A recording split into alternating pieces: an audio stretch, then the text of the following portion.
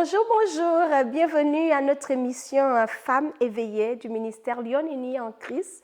Aujourd'hui, dans cette émission, nous allons vraiment parler, c'est une exhortation à la vigilance. J'interpelle chacune des femmes qui vont me suivre aujourd'hui. Je nous interpelle à faire très attention. Et avant de vous donner de quoi nous allons parler, j'aimerais rapidement prier et ensuite nous allons aborder le thème du jour. Fermons nos yeux et bénissons le Seigneur. Seigneur, sois béni au milieu de nous et merci, Seigneur, pour la grâce que tu me fais, Seigneur, de parler de toi et de parler en ton nom. J'invite ton Saint-Esprit à venir m'assister parce que le sujet que je vais aborder, Seigneur, est un sujet que tout le monde pense tout bas, mais qui mérite vraiment, Seigneur Jésus, qu'on redresse et qu'on dénonce. C'est notre responsabilité en tant qu'enfant de Dieu.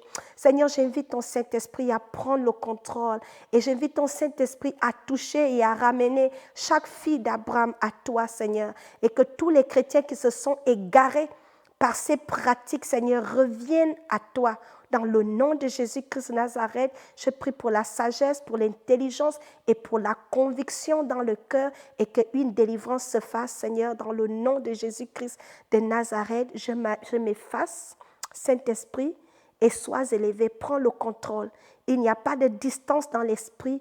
Manifeste-toi ici et partout où cette vidéo sera écoutée au nom de Jésus. Amen. Amen. Alors, avant de commencer, comme vous le savez, c'est notre coutume, nous commençons toujours par la parole de Dieu. Notre verset du jour, en fait, j'ai 3 versets. Et voici le premier verset, je vais le lire, ça se trouve dans le livre de Matthieu, Matthieu chapitre 7, du verset 15 au verset 16. Je lis la parole de Dieu. « Gardez-vous des faux prophètes. Ils viennent à vous en vêtements de brebis. Mais au-dedans, ce sont des loups ravisseurs. Vous les reconnaîtrez à leurs fruits. Cueille-t-on des raisins sur des épines ou des figues sur des chardons? » Notre deuxième verset. « Bien-aimés, n'ajoutez pas foi à tout esprit, mais éprouvez les esprits pour savoir s'ils sont de Dieu, car plusieurs prophètes sont venus dans le monde. » Donc, vous voyez déjà où on s'en va. Je lirai le 3e verset un peu plus tard. Amen. Je viens de lire la parole de Dieu, vous l'avez deviné. J'aimerais vraiment qu'on parle de la question des faux prophètes. C'est quelque chose qui est pratique. Je vais vous parler d'un fait où j'ai vu dans mon pays plusieurs personnes se faire avoir, se faire manipuler. Il y en a qui ont même abandonné la vraie foi chrétienne pour se retrouver dans des pratiques qui se disent chrétiennes. Ils viennent au nom de Jésus, mais en fait, ce sont des loups déguisés en agneaux. La Bible dit dans ce que je viens de lire ici, que ce sont des loups ravisseurs. La question que je me pose ici, je me dis, comment se fait-il qu'ils ont tellement d'adeptes? Comment ils arrivent à séduire un si grand nombre? Parce que je vois des gens, je vous parle des faits réels, qui ont connu Christ né de nouveau, mais lorsque ces faux prophètes viennent, ils arrivent à tomber. Et ce sont des loups ravisseurs qui prennent leur argent, qui leur amène à faire des pratiques qui sont absolument pas bibliques, et ça paraît normal. Et c'est quelque chose qui fait souffrir le corps de Christ en ce moment. Parce que ces prophètes-là, non seulement ils sont égarés, mais ils égarent plusieurs. La Bible nous dit ici qu'on les reconnaîtra à leurs fruits. Quels sont les fruits? Je vais vous donner des exemples bêtes, des pratiques de certains d'entre eux. Je vais juste vous dire ce que je sais. Alors, j'ai par exemple écouté cette histoire cette semaine où une femme s'est fait rouler avec sa sœur. Son mari l'a laissé l'héritage, quelque chose comme 6 maisons, et une prophétesse a carrément dépouillé cette femme. Et vous savez ce qu'elle a utilisé pour dépouiller cette femme et sa sœur? Cette femme et sa sœur sont allées dans cette église pour chercher Dieu. Mais les pratiques qui se faisaient dans cette église n'ont rien à voir de la doctrine de Jésus-Christ de Nazareth. Elle arrive là-bas. La prophétesse dit, si tu ne vas pas vendre les maisons, tes enfants vont mourir. Dieu est en colère contre vous. La manipulation. Ils utilisent la peur. Les prophètes qui vont toujours te dire, ah, demain tu vas mourir. C'est ton grand-père qui est en train de manger l'enfant. Toujours des prophéties d'accusation. Ils sèment la division dans les familles. Pour revenir à cette femme dont je vous parle, elle a tout perdu. À l'heure où je vous parle, elle se retrouve sans abri. Elle était veuve. Elle a perdu son mari. Le mari laisse derrière elle 6 maisons, l'immobilier et un enfant. Et elle s'est fait rouler. Je me suis dit, mais non. C'est la raison pour laquelle je veux vraiment qu'on parle de cette question. Parce que peut-être il y en a encore parmi nous qui sont dans la même situation et tu ne réalises même pas que là où tu es dans un vrai piège, que tu es une proie à la risée d'un faux prophète qui se dit prophète de Dieu. Dieu dit que je ne les ai pas envoyés.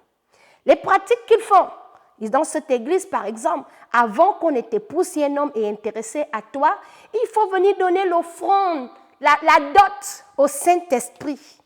Quelle foutaise! Ça, c'est la plus haute foutaise. Mais ça se fait, ça se pratique. Donc, si tu attends un homme qui veut de toi, avant d'aller demander la main à ton père et ta mère, il va d'abord demander la main, donner l'argent à la prophétesse, et ils appellent ça la dot du Saint-Esprit. J'ai lu ça, je dis, mais mon Dieu, il y a des gens qui avalent des histoires aussi bidons. Oui, ça marche. Et elle a manipulé plusieurs femmes, plusieurs hommes se sont fait rouler par des histoires de ce genre qui n'ont rien à voir avec Christ. Ça, c'est un exemple. La dot du Saint-Esprit. Après la dot du Saint-Esprit, dès que tu prends l'argent, elle a vendu les maisons, il fallait aller donner tout l'argent des maisons à la prophétesse, c'est elle qui gérait ça. Et lorsqu'elle ne veut pas donner l'argent, oh, tu vas mourir.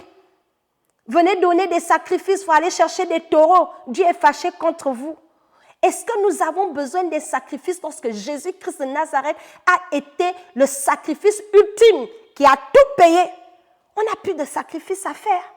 Ça, c'est un exemple. L'autre exemple, c'est il faut maintenant vénérer, c'est-à-dire la prophétesse ou l'homme de Dieu en question. Pour avoir accès à lui, tu vas comme dans une consultation. Il faut aller payer pour voir l'homme de Dieu.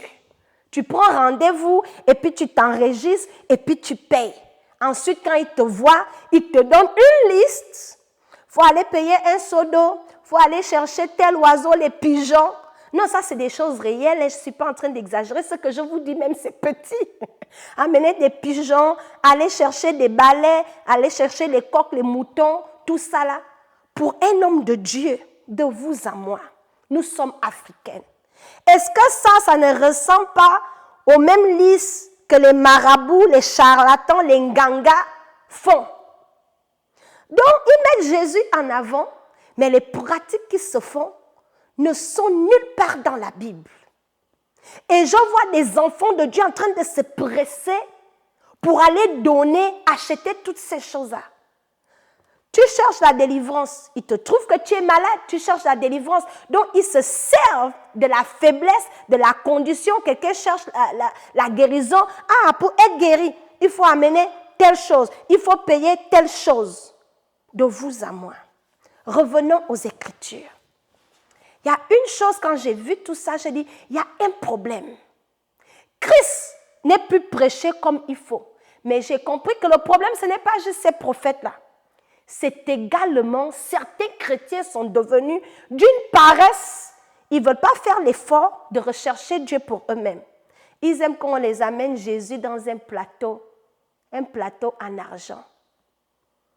Jésus n'est pas un Dieu de second, mais qu'on va venir te livrer comme un gâteau. Il faut le rechercher. L'évangile de Christ est simple. Crois au Seigneur Jésus et tu seras sauvé. Tu te baptises d'eau et le Saint-Esprit fait le reste du cheminement avec toi. Et ton outil pour grandir, c'est la parole de Dieu.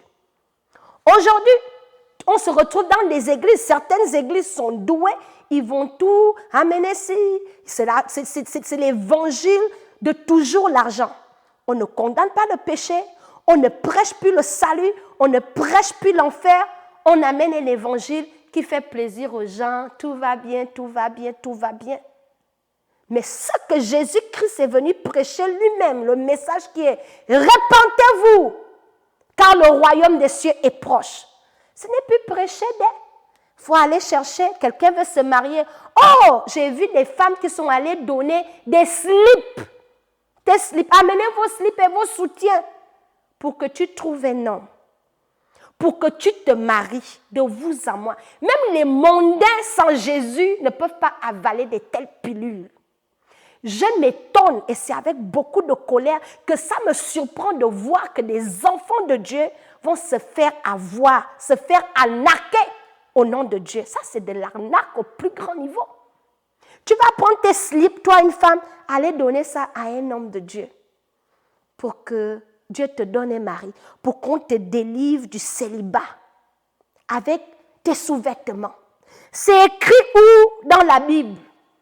Je ne suis pas en train de prétendre que je connais la Bible de A à Z, mais le peu que j'ai lu dans la parole de Dieu là, il n'y a pas eu mention d'amener les sous-vêtements au prophète pour trouver le mari.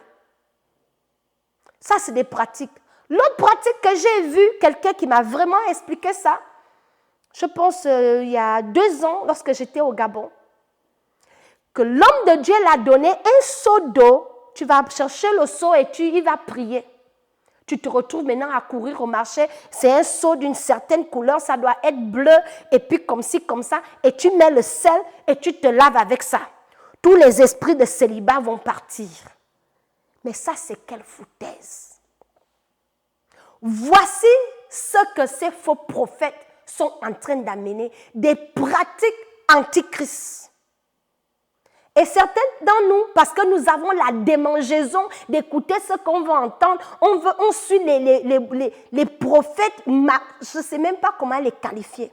Ils ne sont pas de Dieu. La Bible dit, vous les reconnaîtrez à leurs fruits.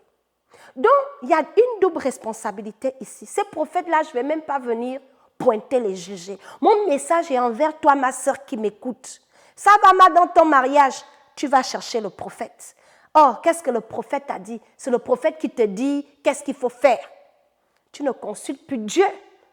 Je ne suis pas en train de dire que les pasteurs ne peuvent pas nous conseiller. Mais un pasteur qui te donne des conseils, un prophète qui te donne des conseils qui ne sont pas en conformité avec la parole de Dieu, il ne faut pas le suivre. Un vrai pasteur qui craint Dieu doit appuyer ses conseils sur la parole de Dieu. Tu regardes sa vie. Tu regardes sa vie. Ce n'est pas tout. L'autre chose qu'ils font, c'est soi-disant hommes de Dieu qui viennent au nom du Seigneur là. Non seulement ils abusent des enfants de Dieu, mais on les amène à faire d'autres pratiques, comme par exemple, tu vas dormir tu vas aller dormir. Non. La dernière chose que j'ai vue au Gabon, on vous marie. Quand tu acceptes le Seigneur, il a des bagues dans son église, et puis on te met la bague au doigt pour dire que tu es marié à Jésus. Ça, c'est une histoire vraie parce que j'ai quelqu'un que je connais de très près, qu'on a dû ramasser pour dire que c'est quoi c'est ça. Oh, c'est l'homme de Dieu qui nous a donné la bague pour porter. C'est le signe qu'on appartient à Jésus. C'est écrit où dans la Bible? On s'en va, on fait, on prend. Des bagues qu'ils amènent dans des fétiches bizarres. Ce qu'on ne comprend pas, c'est que la plupart de ces prophètes-là, ils ne viennent pas au nom de Dieu. Ils ont eux-mêmes leur propre agenda. Il y en a parmi eux, ils ne savent pas quoi faire de leur vie. Ils trouvent un nouveau business. Je vais me moquer du peuple. Ils prennent avantage des problèmes que des gens amènent vers eux. J'ai tel problème, mon enfant est malade. Les gens sont désespérés, ils cherchent des solutions. Ils cherchent Dieu. Mais ils vont utiliser leurs problèmes comme une excuse pour égarer et pour prendre avantage du peuple de Dieu. Et si toi et moi ne se réveillons pas, ces pratiques-là ne vont pas s'arrêter parce que c'est nous qui les encourageons à les suivre. L'autre chose, je connais une femme, elle va aller au marché. Oh, je dois d'abord demander à mon pasteur, tu vas te marier. Si le pasteur a dit non, le frère là, tu ne peux pas l'épouser. Donc c'est lui qui décide de qui tu vas marier. Je connais des filles comme ça, qui ont abandonné un bon monsieur qui est intéressé parce que le pasteur a dit, il a vu telle vision, comme ci, comme ça. Ce n'est pas lui. Le pasteur veut que tu épouses son petit frère. Oh, le monsieur que tu as vu là, c'est un démon. Comme il ne prie pas dans notre église, tu ramasses ça, tu vas rompre. Je connais des gens qui font que tant qu'elles n'ont pas d'abord appelé le prophète, elles ne peuvent plus décider pour elles-mêmes. Les prophètes vous contrôlent maintenant à un niveau que vos faits et gestes sont contrôlés par les prophètes. Ce n'est pas biblique. Parce que le Dieu que nous servons est un Dieu qui nous donne la liberté. Le Seigneur Jésus n'est pas un Dieu qui compresse les gens, qui veut nous garder en captivité. Mais c'est un Dieu qui nous donne la liberté de prendre des décisions. Et il veut que nous soyons absolument dépendants de lui et de son Esprit Saint. Oui, nous avons besoin des brebis, des pasteurs. Ces pasteurs-là sont là pour notre croissance spirituelle, pour toujours amener la parole de Dieu qui sanctifie. Mais pas à nous amener à faire des choses qui sont contre la parole de Dieu. Voici l'autre niveau de contrôle. Il surveille vos faits et gestes. Tu fais ceci, ton salaire, avant de dépenser ça, tu vas d'abord donner au prophète, à l'homme de Dieu, ton offrande, avant de faire. Tout ne tourne qu'autour de l'homme de Dieu. Ces hommes-là sont devenus vos idoles. Mais Dieu a dit un des premiers commandements. Il n'y aura point d'autre Dieu devant moi. Donc le fait que toute ta vie tourne autour d'un homme de Dieu, c'est de l'idolâtrie. Nous devons aimer nos pasteurs. Les honorer, c'est biblique. Si le Seigneur te met à cœur de bénir un pasteur, bénis-le. Mais lorsque ça devient de la manipulation satanique et démoniaque pour t'escroquer, ce n'est pas de Dieu. Un tel pasteur fuit. Ce n'est pas de Dieu qui te font faire des choses contre nature. Mais je me suis posé la question, comment les gens arrivent à se faire avoir comme ça? J'ai trouvé la réponse. La réponse se trouve dans le livre de Osée, chapitre 4, verset 6. La Bible dit, « Oui, mon peuple périt faute de connaissance. » C'est le manque de connaissance et la paresse de lire la parole de Dieu qui fait que n'importe qui se lève le matin, ils sont en train de nous jouer parce qu'on ne connaît pas la parole de Dieu. Si tu lis ta Bible, quelqu'un ne peut pas venir t'escroquer, te dire qu'avant de choisir ton mari, il faut d'abord, c'est le pasteur qui doit choisir ton mari. C'est écrit où dans la Bible? Tu peux venir informer le pasteur. Pasteur, j'ai trouvé quelqu'un, il me plaît. Le travail du pasteur, il peut te donner le conseil, mais ce n'est pas lui qui décide. Il peut te conseiller, prier pour vous, vous donner la formation avant d'être marié, vous donner le règlement, qu'est-ce que la parole de Dieu dit avant de vous marier. Ça, c'est son travail. Ce qu'ils ajoutent après, ajouter, là, n'est pas de Dieu.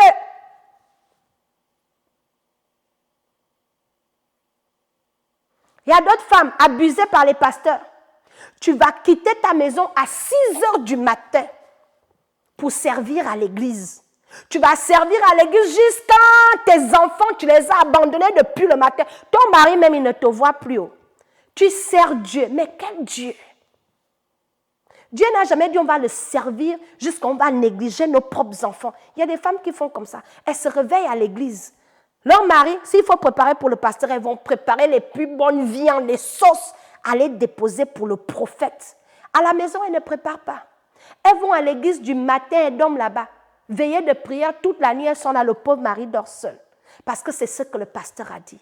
C'est le monde en envers. Il faut que nous revoyions tout ça parce que ça cause des dégâts dans les familles. L'affaire de suivre ces faux prophètes-là. Tu vis tes comptes comme la femme dont je vous ai parlé. Elle se retrouve pauvre. Son mari est mort, elle a laissé héritage. Elle a bafoué ça dans les mains d'une prophétesse. Des victimes de ce genre, il y en a beaucoup. Donc mon message aujourd'hui, c'est pour nous interpeller les femmes. Soyons vigilantes. Et ça commence par quel premier point que je vais vous donner? Lire la parole de Dieu. Il n'y a pas un autre endroit où tu vas découvrir la volonté de Dieu pour ta vie que la Bible. Il n'y a pas un autre livre. Arrêtez de prendre le Dieu de deuxième main. Découvrez le Seigneur pour vous-même. Ça, c'est la première chose. Et on découvre Dieu dans sa parole. Mon peuple périt faute de connaissance. La connaissance, c'est dans la parole de Dieu. Quand un homme de Dieu te dit, viens me donner les sous-vêtements pour que je te délivre du célibat, tu vas poser la question, homme de Dieu, c'est où dans la Bible? S'il ne peut pas te montrer c'est où dans la Bible, ne fais pas. Ne fais pas. Ne fais pas.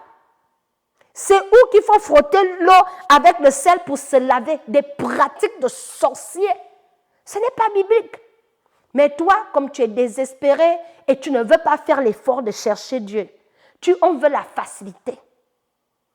Non, l'évangile n'est pas moins cher. La parole de Dieu est claire. Dieu nous a donné des ordonnances. Il faut les appliquer. C'est simple. L'évangile est très simple. Et ce sont tous ces faux prophètes et ces pratiques-là qui, aujourd'hui, remettent le christianisme en question. Certaines personnes ne veulent même plus aller dans les églises. Ah, vous, vos églises, éveillez là. Je connais aussi les églises. Leur spécialité, c'est seulement la délivrance. Et dans leur délivrance, là, on ne parle plus du péché. Qu'il faut changer vos vies, arrêter de voler, arrêter de mentir, arrêter de marcher dans la méchanceté. Les gens marchent comme ils veulent, mais ils viennent combattre les démons toute la nuit. Et ensuite, on va leur dire là-bas, le démon, c'est ta mère. Celui qui te bouffe, c'est ton père. Oh, c'est ton grand frère qui est à la loge. Ce sont eux qui te bloquent. Tu as un esprit humain. Tu as un esprit machin. Le diable t'a fait comme ça. Tout ce qu'ils entendent, c'est ça. Fait que les gens vivent dans la peur. Ça divise les familles. Est-ce que c'est l'évangile? La Bible nous dit que Dieu est amour. Quand toi tu vas dans une église où tout ce qu'on te prêche, c'est la division, c'est la mort, il faut fuir. Parce que Jésus a dit, tu aimeras Dieu et tu aimeras ton prochain. Dis-moi comment tu vas marcher dans l'amour si tout ce que tu entends, c'est qu'on t'a bouffé. Tous tes parents sont sorciers sauf toi. Dans cette église-là, peux-tu vraiment grandir? Tu ne peux pas grandir. Parce que le message là-bas ne traite pas les vrais dossiers. C'est le cœur, c'est le péché. C'est ça qui nous sépare de Dieu. Les sorciers, tout ça là, c'est petit. Lorsque tu trouves Dieu, les sorciers ne peuvent plus jouer avec toi. Quand tu cherches Dieu réellement. Donc il y a une responsabilité que je dis, les femmes, réveillons-nous. Et ils abusent surtout des femmes. Hein. Les plus grandes victimes sont les femmes. Parce que le diable sait que les femmes aiment Dieu. Quand tu vas dans les églises, je peux dire que 60% des membres dans une église, c'est les femmes. Comme l'ennemi a compris que de toute façon, les femmes ont l'amour pour Dieu là. Et elles sont faciles à manipuler. Ce sont elles qui deviennent les grandes victimes de ces hommes de Dieu-là. Donc, on prend avantage de leurs problèmes, problèmes de couple, problèmes d'enfants, problèmes de santé, problèmes de stérilité, problèmes de mariage. Ces hommes de Dieu connaissent de quoi tous les maux dont les femmes souffrent et le diable les utilise justement pour malmener ces femmes-là, pour abuser d'eux, pour les égarer. La Bible dit que ce genre d'hommes-là, ils sont comme les pharisiens. La Bible dit qu'ils savent qu'ils ne seront pas sauvés, mais ils ferment aussi le chemin aux autres. Ce n'est pas de Dieu.